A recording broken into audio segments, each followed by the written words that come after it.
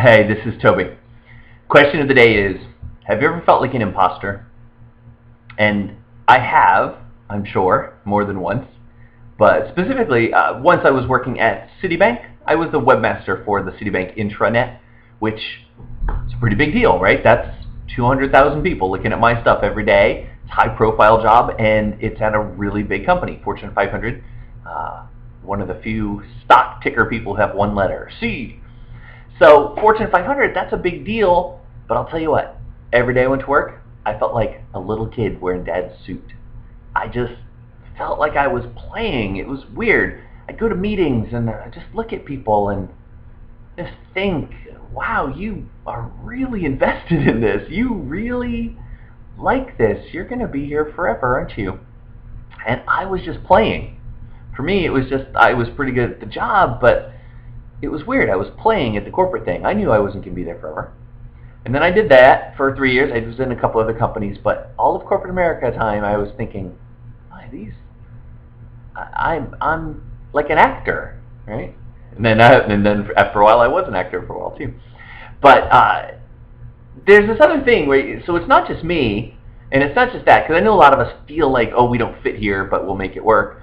But then even people who like their job, who are really into it, there was a study that was, I don't know, 15 or 20 years ago. I need to look it back up because I haven't seen it in a long time. But they did a study of CEOs in our country.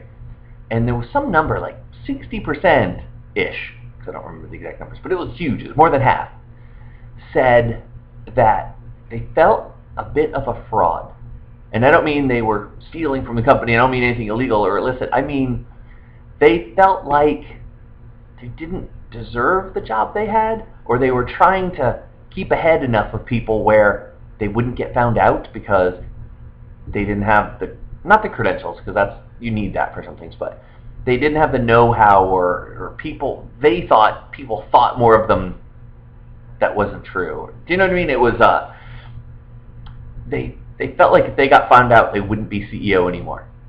And not because they cheated or did anything wrong, they just felt like kind of an imposter playing a game. How did I get to be CEO? If people knew what I thought or what I did, then how little I know, then they'd kick me out.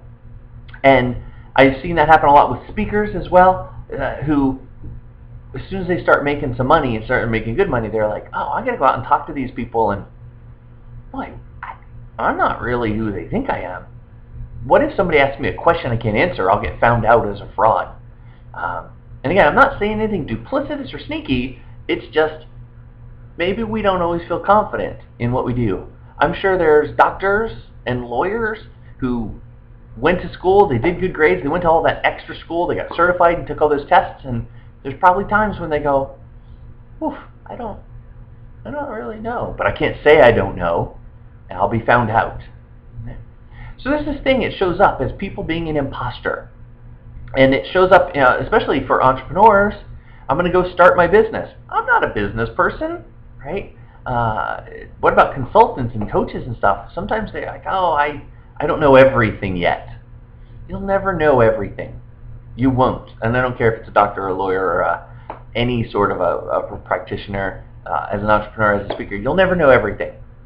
If somebody asks you a question you can't answer, then you tell them what you do know. You admit that you don't know, and you'll tell them you'll figure it out, and you'll get them a resource, right?